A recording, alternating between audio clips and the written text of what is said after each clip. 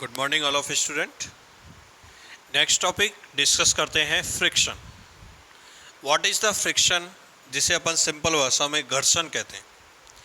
जैसे दो सरफेस एक दूसरे के ऊपर रख दी जाए, when two surfaces are over the each other, एक दूसरे के ऊपर रख दी जाती हैं।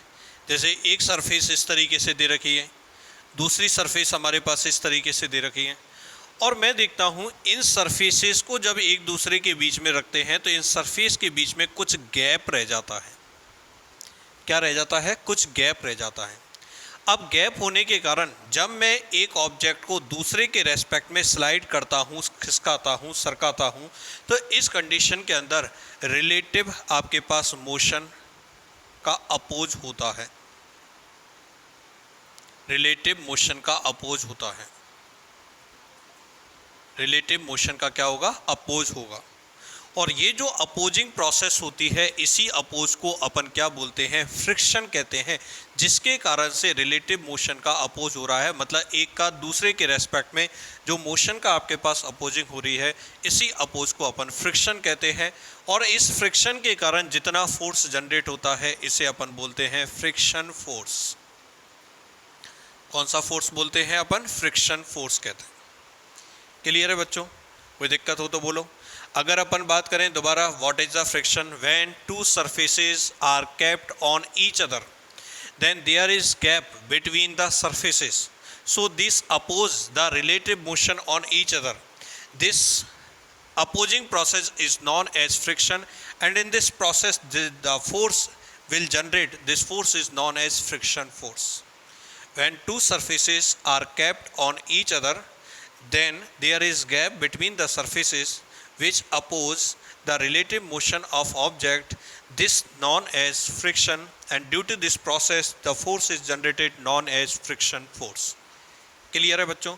मतलब जब दो सरफेस को एक दूसरे पर रखा जाता है तो इनके बीच में गैप होने के कारण ये रिलेटिव मोशन का अपोज करते हैं, विरोध करते हैं। इसी को अपन क्या बोलते हैं? फ्रिक्शन कहते हैं। क्लियर है?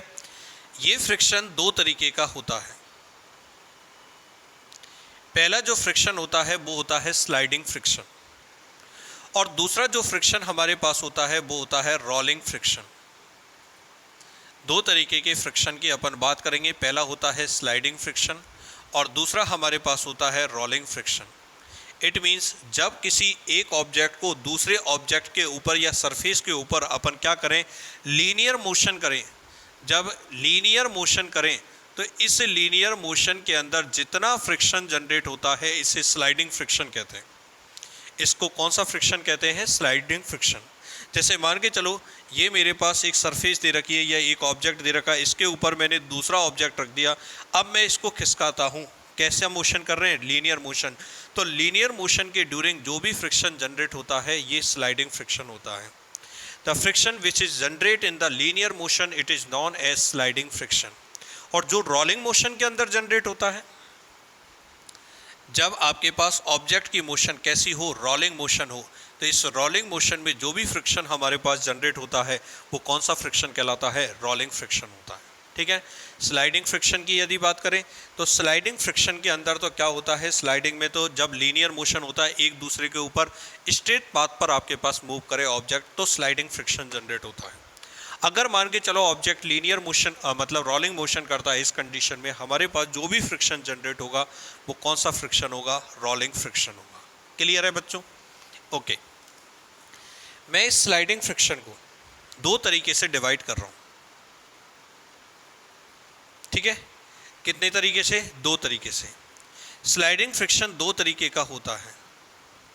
एक होता है स्टैटिक फ्रिक्शन और एक होता है काइनेटिक फ्रिक्शन। दो तरीके के हमारे पास फ्रिक्शन होते हैं। पहला बोलो कौन सा फ्रिक्शन होता है? Static friction. और एक कौन सा होता है? Kinetic friction.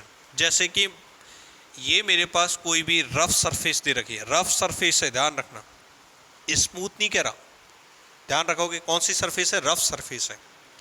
यहां मैंने किसी ऑब्जेक्ट को रख दिया, इस ऑब्जेक्ट पर मैंने फोर्स लगाया। फोर्स लगाने पर दो कंडीशन होगी। एक एग्जांपल देता हूं। बॉक्स रखा हुआ है, बॉक्स को अपन धक्का मार रहे हैं लेकिन बॉक्स नहीं खिसक रहा, ठीक है। एक बार बॉक्स को अपन ने दोबारा फोर्स लगाया, बॉक्स चल देता है, खिसक जाता है। स्टैटिक का मतलब अगर फोर्स लगाने पर ऑब्जेक्ट रुका हुआ है, इसका मतलब ये हुआ काइनेटिक। काइनेटिक का मतलब फोर्स लगाने पर ऑब्जेक्ट मूव कर गया है। स्टैटिक कब होगा? Object at stop, in stop, object stop while applying force, object moves applying force। अभी ऑब्जेक्ट रुका हुआ है, कब लगाने पर? applying force, applying force, applying force। Move कर देता है कब? applying force। अगर स्टॉप पोजीशन में रहता है तो इस तरीके का जो फ्रिक्शन होता है वो कौन सा फ्रिक्शन होता है? स्टैटिक फ्रिक्शन, ठीक है। और यदि मूव कर देता है तो ये इस तरीके का जो फ्रिक्शन होता है वो कौन सा फ्रिक्शन होता है? काइनेटिक फ्रिक्शन होता है। When we apply the force on a body and body is at stop, body is at stop, in this condition the friction is known as static friction, and in this condition the friction force will be equal to, friction force will be equal to apply force।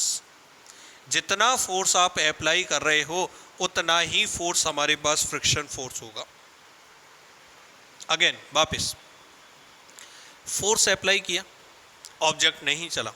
अगर object नहीं चलता है तो इस condition में जो friction force की value हमारे पास होती है वो अप्लाई फोर्सेस के बराबर होगी। जैसे किसी ने कहा यहाँ पर हमारे पास ये बॉक्स दे रखा है, मैं कह देता हूँ इस बॉक्स को मैंने 2 न्यूटन का फोर्स लगाया लेकिन बॉक्स नहीं चला। बॉक्स नहीं चला तो इसका मतलब 2 न्यूटन इधर की तरफ अपन खिसकाना चाहते तो हमेशा इसकी अपोजिट डायरेक्शन में फ्रिक्शन फोर्स लगता है।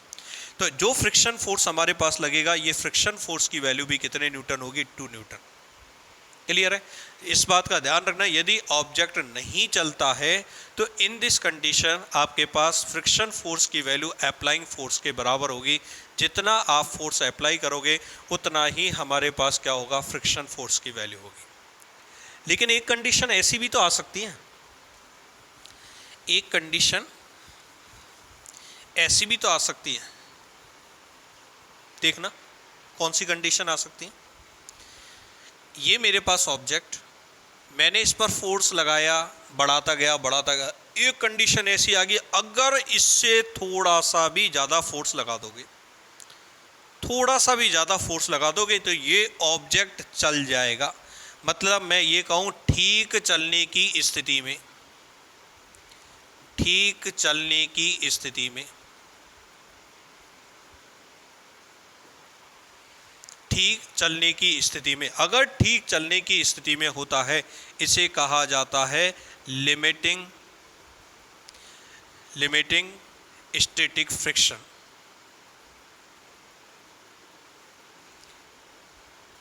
फ्रिक्शन फोर्स, मैं लिमिट फ्रिक्शन फोर्स भी कह सकता हूं। ये मैक्सिमम वैल्यू आपके पास जो होती है ये लिमिट फ्रिक्शन फोर्स होती है, लिमिट फ्रिक्शन फोर्स होती है। मतलब यदि ऑब्जेक्ट पर इतना फोर्स लगा दिया जाए कि हमेशा ऑब्जेक्ट ठीक चलने की स्थिति में हो जाती है, इस कंडीशन में जो मैक्सिमम आपके पास जो फ्रिक्शन फोर्स जनरेट होता है, ध्यान रखना इस कंडीशन में मैक्सिमम फ्रिक्शन फोर्स जनरेट होगा। इस मैक्सिमम फ्रिक्शन फोर्स को अपन लिमिट फ्रिक्शन फोर्स या लिमिटिंग स्टैटिक फ्रिक्शन फोर्स भी कह सकते हैं। और इस लिमिट मैक्सिमम इसको अपन बोल सकते हैं एफएस मैक्सिमम। ध्यान रखना किससे डिनोट करेंगे? FS maximum. इस लिमिट फ्रिक्शन फोर्स को एफएस मैक्सिमम से डिनोट करेंगे।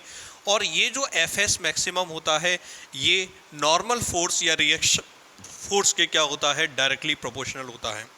FS maximum directly proportional to N भी लिख सकता हूँ, आर भी लिख सकता हूँ। जैसे इसकी अगर अपन बात करें तो इस पर नॉर्मल फोर्स कौन सा होगा? जैसे ये मास दे रखा कैपिटल है, हमने फोर्स एफ ऐसे अप्लाई किया, इस पर नीचे की तरफ काम करेगा, बताओ कितना? mg। नॉर्मल फोर्स कितना जनरेट काम करेगा? n काम करेगा। और n की वैल्यू बताओ, नॉर्मल फोर्स n की वैल्यू किसके इक्वल होगी? mg के इक्वल होगी। इस n की जो वैल्यू होगी, इस n की वैल्यू किसके इक्वल होगी? mg के इक्वल होगी। तो नॉर्मल फोर्स के डायरेक्टली प्रोपोर्शनल होता है और जब मैं इस एफ एस मैक्सिमम की वैल्यू को इक्वल में चेंज करता हूँ तो यहाँ पर एक कांस्टेंट लगाते हैं। इस म्यू एस को बोला जाता है coefficient of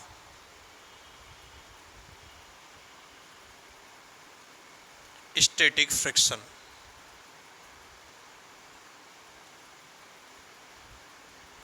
coefficient of static friction, और कोफिशिएंट ऑफ स्टैटिक फ्रिक्शन को अपन किससे डिनोट कर सकते हैं? म्यू एस से। तो हमारे पास वैल्यू निकल के आ गई। ध्यान रखना, एफ एस मैक्सिमम की वैल्यू यदि हमसे पूछे तो एफ एस मैक्सिमम की वैल्यू हमारे पास म्यू एस इंटू बताओ क्या होगी? कैपिटल आर, जिसे अपन लिमिट फ्रिक्शन फोर्स बोलेंगे। मतलब इससे ज़्यादा फोर्स जनरेट नहीं हो सकता। ठीक है, म्यू एस आर बोल दो, म्यू एस एन बोल दो, बेटा इससे कंफ्यूज मत हो ना। म्यू एस आर बोलो चाहे म्यू एस एन बोलो, नॉर्मल फोर्स है ये म्यू एस एन। क्लियर है? तो मैं स्टैटिक फ्रिक्शन को एक बार पूरे को रिवाइज कर देता हूँ। स्टैटिक फ्रिक्शन में मैंने कब बताया कब जनरेट होगा? जब मैंने किसी ऑब्जेक्ट पर फोर्स लगाया और ऑब्जेक्ट अब भी मूविंग पोजीशन के अंदर नहीं है, स्टॉप पोजीशन के अंदर है, इसकी वेलोसिटी जीरो है। इस कंडीशन में आप बोलोगे हमारे पास जो फ्रिक्शन जनरेट होगा वो स्टैटिक फ्रिक्शन होगा। और ठीक चलने की स्थिति में हो जाए तो लिमिट स्टैटिक फ्रिक्शन फोर्स या लिमिट फ्रिक्शन फोर्स जो होता है वो नॉर्मल फोर्स के डायरेक्टली प्रोपोर्शनल होता है। प्रोपोर्शनल को अपन इक्वल में चेंज करेंगे तो एक कांस्टेंट अपन क्या यूज़ करेंगे? म्यू एस, और इस म्यू एस को अपन क्या बोलेंगे? Coefficient of static friction. क्या बोलेंगे बच्चों? Coefficient of static friction. यहाँ तक किसी तरह की कोई दिक्कत हो तो बोलो। बात समझ में आ गई? अब मैं यहाँ पर डिस्कस करता हूँ, देखना।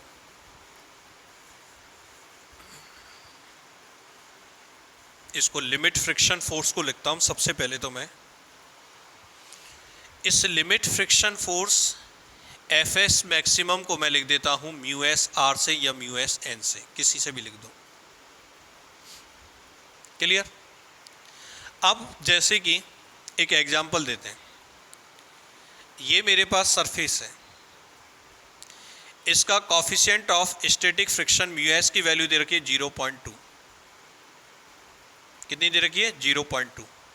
ये ऑलवेज ध्यान रखना, इसकी जो म्यू एस की वैल्यू होगी वो ऑलवेज 0 से 1 के बीच में रहेगी। और म्यू एस हमारे पास यूनिट लेस और डायमेंशन लेस क्वांटिटी होती है। Unit less and dimension less quantity होती है। ना तो इसकी कोई यूनिट होती है, ना ही इसकी कोई डायमेंशन होती है। Dimension less. ये मेरे पास कोई भी सरफेस है जिसका कोफिशिएंट ऑफ स्टैटिक फ्रिक्शन 0.2। यहाँ मैंने 10 kg का कोई ऑब्जेक्ट रख दिया। ठीक है, अब अगर आपसे ये पूछे कि इसमें एफ एस मैक्सिमम कितना हो सकता है, पहले तो ये निकालते हैं।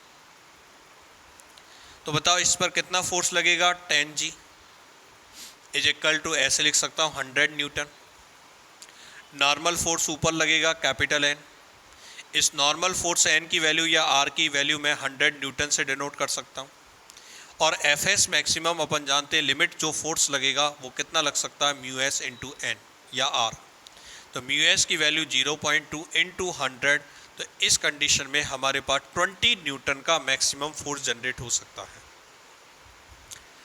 अब 20 न्यूटन का जो मैक्सिमम फोर्स जनरेट होगा, अब मैं आपसे क्या कहता हूँ, यदि मैं इस पर 2 न्यूटन का फोर्स लगाता हूँ, 2 न्यूटन का, तो 2 न्यूटन का फोर्स लगाने पर हमारे पास ध्यान रखना ये एफ एस मैक्सिमम से कम है। It means if applied force is less than F S maximum. Applied force is less than F S maximum. यदि आपके पास लिमिट स्टैटिक फ्रिक्शन से आपके पास कम है तो इस कंडीशन में एफ की वैल्यू हमेशा, या अपन ये कह सकते हैं फ्रिक्शन फोर्स की वैल्यू ऑलवेज अप्लाइड फोर्स के बराबर होगी। तो अब आपसे कोई पूछे कि कितना आपके पास फ्रिक्शन फोर्स जनरेट होगा, आंसर होगा 2 न्यूटन।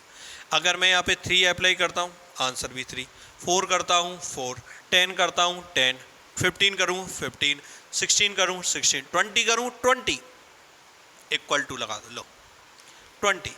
लेकिन 21 अगर मैंने लगा दिया तो 21 जनरेट करने पर यहाँ तो केवल 20 जनरेट होगा। इस कंडीशन में ऑब्जेक्ट मूव कर देगा, और ऑब्जेक्ट मूव करेगा तो हमारे पास कौन सा फ्रिक्शन जनरेट होगा? काइनेटिक फ्रिक्शन जनरेट होगा। और ये काइनेटिक फ्रिक्शन जो होता है, इस काइनेटिक फ्रिक्शन को हम किससे डिनोट करते हैं बताओ? एफ के से। किससे डिनोट करते हैं? एफ के से डिनोट करते हैं।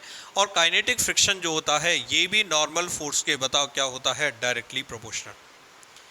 ये काइनेटिक फ्रिक्शन जो होता है, काइनेटिक फ्रिक्शन फोर्स भी नॉर्मल के क्या होता है? Directly proportional. और प्रोपोर्शनल के सिंबल को जब इक्वल में चेंज करते हैं तो कांस्टेंट लगाते हैं म्यू के। क्या कांस्टेंट लगाया? म्यू के। ये कहलाएगा कॉफिशिएंट ऑफ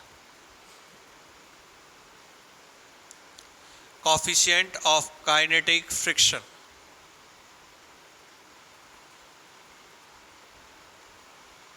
कॉफिशिएंट ऑफ क्या कहलाएगा? Kinetic friction. इस म्यू के की वैल्यू भी 0 से 1 के बीच में होती है। इस म्यू के की वैल्यू भी जो होती है वो किसके बीच में होती है? 0 से 1 के बीच में होती है। और म्यू के भी ध्यान रखोगे ये आपके पास यूनिट लेस और डायमेंशन लेस क्वांटिटी होती है। ना तो कोई यूनिट होती है, ना ही इसकी कोई डायमेंशन होती है। यूनिट लेस और डायमेंशन लेस क्वांटिटी होती है। क्लियर है बच्चों? म्यू के की वैल्यू कैसी होती है? यूनिट लेस होती है, डायमेंशन लेस होती है। म्यू के की वैल्यू किस किस के बीच में होती है? 0 से 1 के बीच में। म्यू एस की वैल्यू भी 0 से 1 के बीच में। लेकिन इस बात का ध्यान रखोगे स्टैटिक जो आपके पास कॉफिशिएंट होता है इसकी वैल्यू हमेशा म्यू के से ज़्यादा रहती है। तो मैं ऐसे भी तो कह सकता हूँ हमेशा एफ एस की वैल्यू एफ के से हमेशा क्या रहेगी? ज़्यादा। मतलब आपके पास जो गतिक घर्षण बल होगा, मतलब काइनेटिक फ्रिक्शन जो फोर्स होगा, ये kinetic friction force static friction force से हमेशा क्या रहेगा? कम रहेगा। काइनेटिक कम रहेगा। जैसे मान के चलो हमने एक कोई भी बॉक्स है, जब धक्का देना सरकना चालू हो जाता है तो कम फोर्स पे भी वो सरक सकता है, ठीक है। लेकिन एक बार धक्का देने में तो उसको पर हमें ज़्यादा फोर्स अप्लाई करना पड़ेगा, ठीक है। तो ध्यान रखोगे काइनेटिक फ्रिक्शन फोर्स कम होता है, स्टैटिक फ्रिक्शन फोर्स हमारे पास क्या होता है? ज़्यादा होता है। लेकिन जैसे ही रोलिंग मोशन आ जाती है, कौन सी मोशन आ जाती है? Rolling motion. तो रोलिंग मोशन के अंदर भी एक हमारे पास कॉफिशिएंट होता है, कॉफिशिएंट ऑफ रोलिंग मोशन, जिसे मैं रोलिंग मोशन म्यू आर से डिनोट कर देता हूँ। कॉफिशिएंट ऑफ रोलिंग मोशन, इसको मैं किससे डिनोट कर देता हूँ? म्यू आर से डिनोट कर देता हूँ। तो 3 कॉफिशिएंट हो गए, एक कॉफिशिएंट म्यू एस, एक कॉफिशिएंट म्यू के, एक कॉफिशिएंट म्यू आर। इनमें से सबसे ज़्यादा जो वैल्यू होती है वो म्यू एस की होती है, उससे कम वैल्यू जो होती है वो म्यू के की होती है, और सबसे कम वैल्यू जो होती है वो आपके पास रोलिंग कॉफिशिएंट जो होता है उसकी होती है। तभी तो आपके पास रोलिंग मोशन मतलब जब घूमती है वस्तु तो आपके पास सबसे कम फ्रिक्शन जनरेट होता है। और सबसे कम फ्रिक्शन जनरेट होता है, सबसे कम फ्रिक्शन जनरेट होने का रीज़न क्या होता है? क्योंकि कॉफिशिएंट ऑफ रोलिंग मोशन जो होता है वो सबसे कम होता है, म्यू आर की वैल्यू सबसे कम होगी। यहाँ तक बच्चों बोलो, किसी तरह की कोई दिक्कत हो तो बोलो। क्लियर है? रिमेनिंग पोर्शन अपन नेक्स्ट क्लास में इसको डिस्कस करेंगे। Thank you.